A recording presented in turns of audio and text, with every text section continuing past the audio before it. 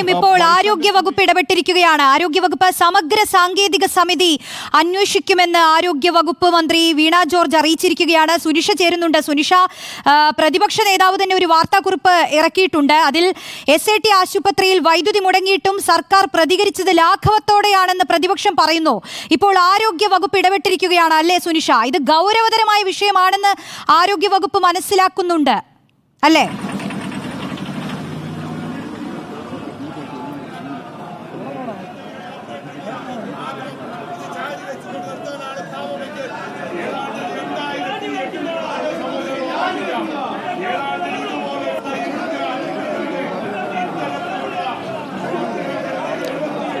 തീർച്ചയായിട്ടും റോഷ്നി, 3 മണിക്കൂറോളം, ഏകദേശം 2.5 മണിക്കൂറാണ് വൈദ്യുതി മുടങ്ങിയത്. അത്തരത്തിൽ വൈദ്യുതി മുടങ്ങുമ്പോൾ തീർച്ചയായിട്ടും ആരുടെയെങ്കിലും ഭാഗത്ത് അത് അനാസ്ഥ സംഭവിച്ചിട്ടുണ്ട് എന്നുള്ളത് തന്നെയാണ്.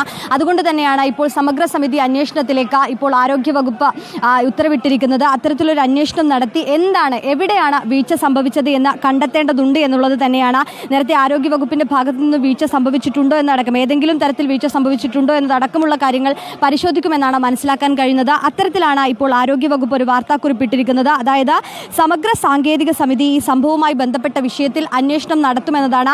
റോഷ്നി സൂചിപ്പിച്ചതുപോലെ തന്നെ നേരത്തെ പ്രതിപക്ഷ നേതാവടക്കം പറഞ്ഞതുപോലെ ഈ സംഭവം ഉണ്ടായിട്ടും 1.5 മണിക്കൂർ 2 മണിക്കൂറോളം ഈ വൈദ്യുതി മുടങ്ങിയിട്ട് പോലും കൃത്യമായ ഇടപെടൽ ഉണ്ടായിട്ടില്ല എന്നതാണ്. ഒരുപക്ഷെ ഇത്തരത്തിൽ രോഗികളും കൂട്ടിരിപ്പുകാരും പ്രതിഷേധിച്ചത് ഇത് വാർത്തയായതിനു ശേഷം മാത്രമാണ്. മണിക്കൂറുകൾക്ക് ശേഷമെങ്കിലും താൽക്കാലികമായി വൈദ്യുതി പുനഃസ്ഥാപിക്കാൻ കഴിഞ്ഞത്. പക്ഷേ വൈദ്യുതി ഇല്ലാതായിട്ട് പോലും അതിനെ അതീവ ഗുരുതരാവസ്ഥയിൽ കാണാത്ത രീതിയിലാണ് അധികൃതർ ഇതിനോട് സമീപനം ഉണ്ടായിരുന്നത്. അത്തരത്തിലുള്ളൊരു സമീപനമാണ് ഇതിനോട് ഉണ്ടായിരുന്നത് എന്നതാണ്. അതായത് ഒരുപക്ഷെ വൈദ്യുതി ഇല്ലാതാഞ്ഞാൽ അതീവ ഗുരുതരാവസ്ഥയിൽ പ്രവേശിപ്പിക്കപ്പെട്ട ഗർഭിണികൾ, നവജാത ശിശുക്കൾ ഉൾപ്പെടെയുള്ളവരെ മറ്റ് ആശുപത്രികളിലേക്ക് മാറ്റുന്നതുൾപ്പെടെയുള്ള അടിയന്തര സാഹചര്യങ്ങൾ, അത്തരത്തിലുള്ള നടപടി സ്വീകരിക്കാൻ കഴിയുന്നതാണ്. പക്ഷേ അങ്ങനെ ഒരു അടിയന്തര നടപടി സ്വീകരിക്കാൻ പോലും ആരോഗ്യവകുപ്പ് തയ്യാറായിട്ടില്ല.